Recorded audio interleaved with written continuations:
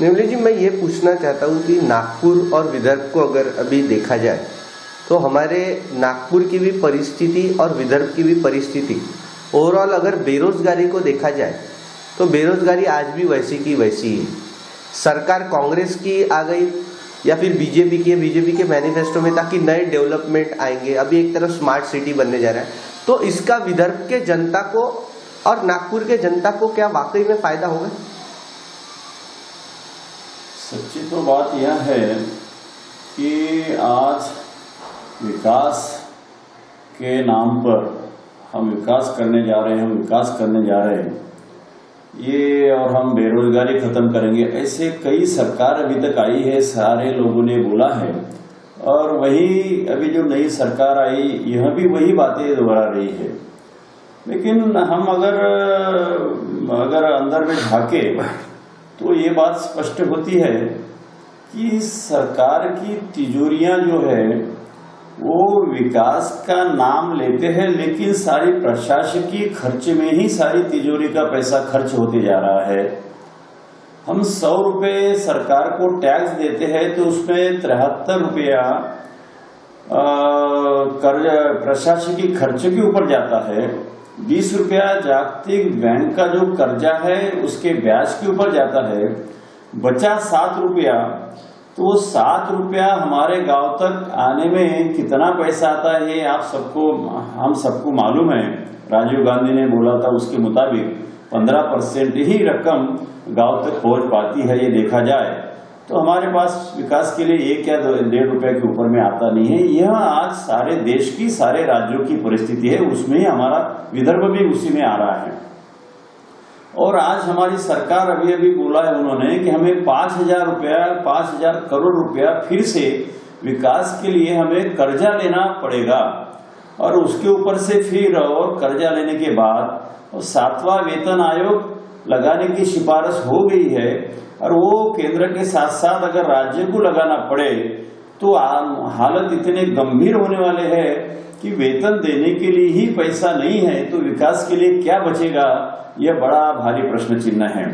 इसलिए मुझे ये लगता है कि आज जो प्रकल्प है विदर्भ में वो चलने नहीं जा रहे हैं, चलते नहीं हैं।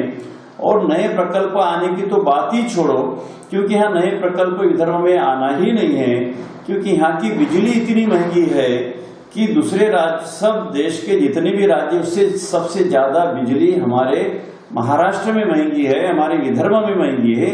इसलिए नए प्रकल्प आने का तो छोड़ो, जो पुराने प्रकल्प है वह भी दूसरे राज्यों में जाने का सोच रहे हैं। तो ऐसे इसमें बेकारी कैसे दूर होने वाली है?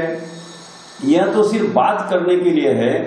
वैसे ही 60% ग्रामीण भाग में जो 60% किसान लोग हैं जो खेती करते हैं, एक 60% किसानों ने जो किसान खेती रोजगार देती है 60% लोगों को, इतना बड़ा रोजगार देने वाला व्यवसाय आज सरकार वो व्यवसाय डूबते जा रहा है, किसान मरते जा रहे हैं, आत्महत्या होती जा रही है, उसकी इधर सरकार का ख्याल नहीं। नॉलेज में रोकना चाहूंगा, सरकार ने ऐसे बीच में हाल ही में एक स्टेटमेंट आया है कि भैया किसान जो आत्महत्या कर रहा है इनके कुछ अफेयर के वजह से या घरेलू इनके झगड़ों के वजह से आत्महत्या। अरे क्या कहेंगे इस पे? ये तो मुझे तो बड़ा एक आश्चर्य लगता है कि देश के कृषि मंत्री घरेलू काम की वजह से आत्महत्या होती है या किसानों की या प्रेम प्रकरण की वजह से आत्महत्या होती है, इस ढंग की बातें करना ये तो बहुत ही बेखुदा बातें है। बहुत किसानों का इसमें बहुत बड़ा अपमान हुआ है। वास्तव में ऐसा नहीं है। खेती माल को सरकार ने अभी तक उचित दाम नहीं दिया है। उसके उपज को मूल्य के उसके जो लागत मूल्य लगता है उसके अनुसार दाम मिले नहीं हैं अभी तक गई 65 साल से। और आसमानी संकट भी ऊपर से है, किसानों को दाम भी मिल नहीं रहे। इसके वजह से खेती यह उद्योग घाटे में जा रहा है। इसकी वजह से किसान के ऊपर कर्जा हुआ और उसकी वजह से आत्महत्या होती जा रही है। ये सच है। क्या नेवले जी सिर्फ ये चुनावी स्टंट था, फिर सिर्फ कि सरकार किसी की भी रहे, सिर्फ खोखले वादे थे सिर्फ ये? देखिए, आज तक जो भी सरकार आई है, किसानों ने सारे सरकारें देखी हैं, सारे सरकारों को चुन के लाया है। लेकिन मैंने देखा कि वीपी सिंह जब प्राइम मिनिस्टर थे, तब शरद जोशी जो किसान नेता थे, उन्होंने एक किसान नीति बनाई थी, जो वीपी सिंह ने उन्होंने को बनाने के लिए बोला था। वो किसान नीति किसान के हित में उन्होंने बना के सरकार को दिया, लेकिन वीपी सिंह जी ने वो लागू नहीं किया। उसके बाद में अटल बिहारी वाजपेयी जी की सरकार आई, उन्होंने भी शरद जोशी जी को किसान हित में खेती के ऊपर एक टास्क फोर्स बनाया था जी। उन्होंने वो टास्क फोर्स का अहवाल भी अटल बिहारी जी को सौंपा, लेकिन उन्होंने भी यह अहवाल लागू नहीं किया। उसके बाद में मनमोहन सिंह सरकार आई, उन्होंने अभी जो डॉक्टर स्वामीनाथन आयोग जो है, वो आयोग बिठाया किसान हित के लिए, लेकिन उन्होंने भी वो लागू नहीं किया। उसके बाद में हमारे नरेंद्र मोदी जी आए, उन्होंने तो खुलेआम हमें आश्वासन दिया था देश के किसानों को। दाबड़ी नाम का जो गांव है अपने यवतमाल जिले में, वहां पे चुनाव के वक्त आश्वासन दिया था कि मैं किसानों को मरने नहीं दूंगा। जो 3 लाख से ज्यादा किसानों की आत्महत्या हुई है, वो नहीं होगी।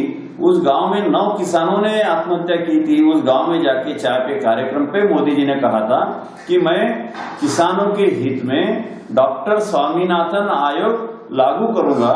मैं उत्पादन खर्च अधिक 50% मुनाफा इतने किसानों को दाम देने की व्यवस्था करूंगा, ये नीति अपनाऊंगा। ये उन्होंने उस वक्त हमें आश्वासन दिया था, लेकिन वो भी पंतप्रधान बनने के बाद 1.5 साल हो गया, 1.5 साल गुजर गए, लेकिन अभी तक डॉक्टर स्वामीनाथन आयोग लागू नहीं हुआ।